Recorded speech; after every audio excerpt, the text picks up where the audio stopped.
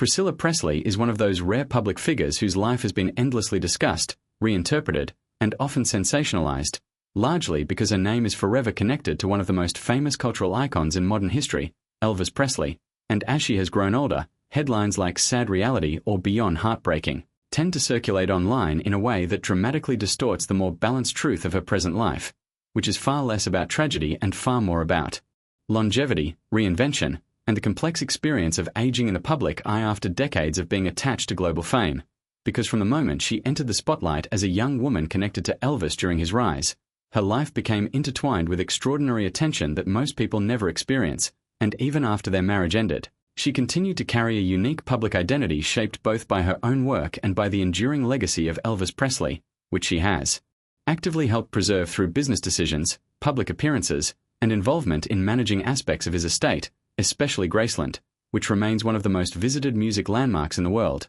And over time she also built her own career as an actress and entrepreneur, appearing in television and film projects such as Dallas and the Naked Gun series, showing that her identity was never limited to being associated with someone else but extended into her own professional contributions. And yet, as with many public figures who have lived long, highly visible lives, the narrative around her often shifts in later years toward exaggerated interpretations of aging, loss, or supposed decline, when in reality much of what people interpret as sad reality is simply the natural progression of time, where priorities shift toward family, reflection, and privacy rather than constant public exposure, especially after experiencing both the intensity of global fame and their personal challenges that come with relationships, loss, and long-term media scrutiny, including the emotional weight of Elvis Presley's passing decades ago, which undoubtedly shape her life in profound ways but does not define her present existence entirely. Because in recent years she has continued to make selective public appearances, participate in interviews, attend events related to Elvis's legacy, and remain involved in preserving his cultural impact, while also spending more time in